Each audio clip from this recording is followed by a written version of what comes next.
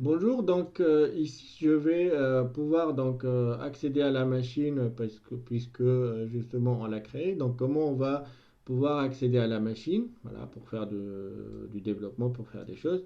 Donc tout simplement, nous dans le Security Group, on a ouvert le port SSH et ici je vais utiliser un outil qui s'appelle Xshell. Donc ici Xshell c'est un outil qui va nous permettre d'accéder à la machine. Et on va choisir le protocole SSH pour pouvoir y accéder. Donc tout simplement, je vais faire créer une nouvelle session. Ici, je mets un nom quiconque. Je mets par exemple machine démo AWS. Et après, je dois mettre l'adresse IP. Donc si je dois aller chercher l'adresse IP que Amazon me l'a donnée, et je trouve que on est bien sur cette adresse IP là. Donc il ne faut pas aller chercher l'adresse IP privée, mais plutôt l'adresse IP publique pour qu'on puisse y accéder depuis l'extérieur.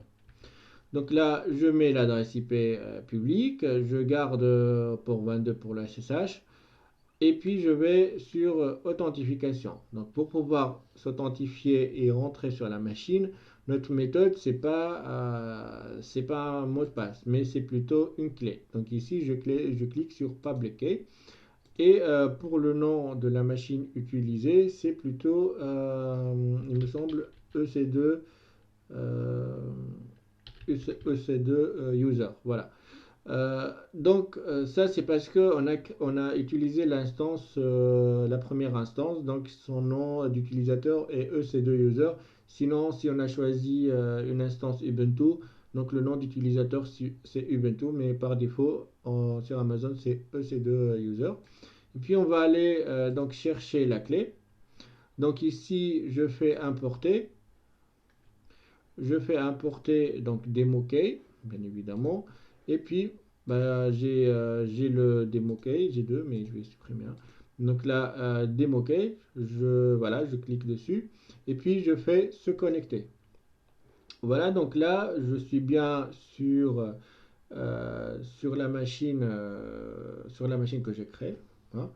Et voilà, on est bien, si vous regardez ici, donc Amazon Linux 2 EMI, et puis bah, des informations. Donc si je fais ça, clear, donc je suis bien sur la machine, une machine Ubuntu. Pour l'instant, j'ai rien du tout.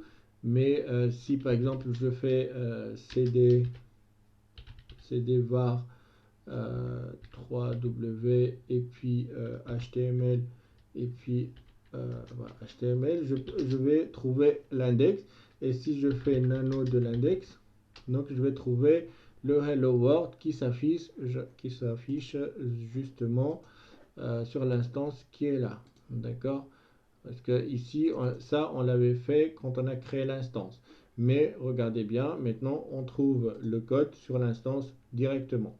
Donc voilà comment on accède à cette instance par l'utilisation d'une clé publique.